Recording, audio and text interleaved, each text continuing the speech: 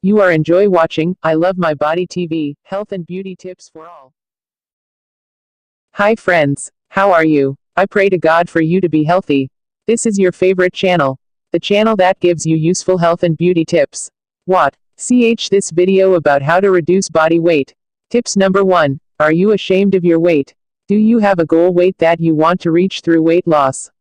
I'd say so. It's been pushed into our brains many times over and over again that weight loss is what we want to accomplish.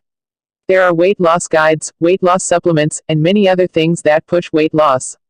Many people even set their goals to be at a certain weight. Additionally, the medical community has developed an ideal weight chart, which can further add to the confusion about weight loss.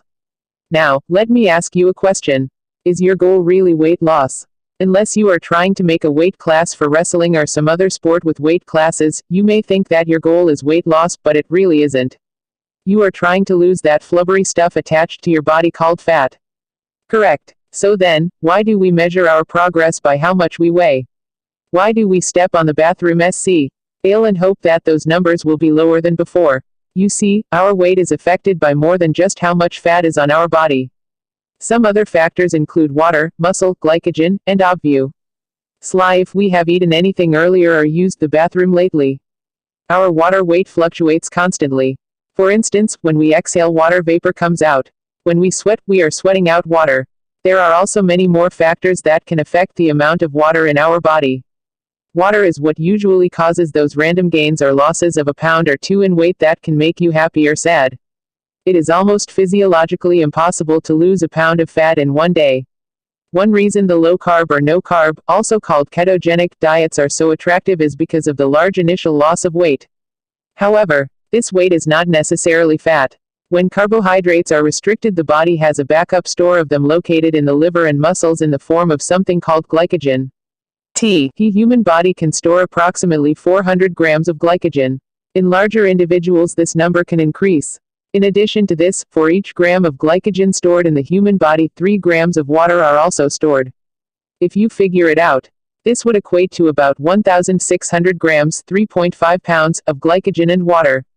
When you stop or limit your consumption of carbohydrates, your body starts using its glycogen stores. After a couple of days, that 1,600 grams, 3.5 pounds, of glycogen and water are gone. Also, as an adaptation to the restriction of carbohydrates, your body produces these things called ketones.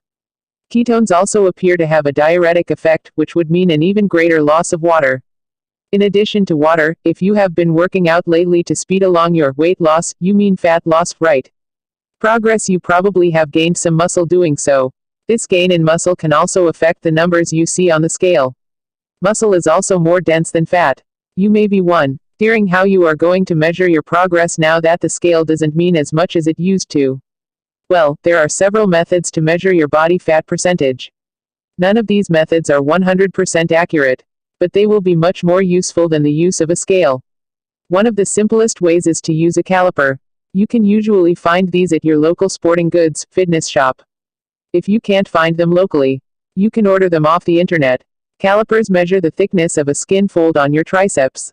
Then there are directions that come with the caliper that show you how to use the number you get to derive your body fat percent. If you insist on knowing your progress by weight loss and want to use a scale, try to weigh yourself at the same time every day. Probably the best time would be right when you wake up in the morning and before you do anything. So, your new goal should be to shoot for fat loss and not weight loss.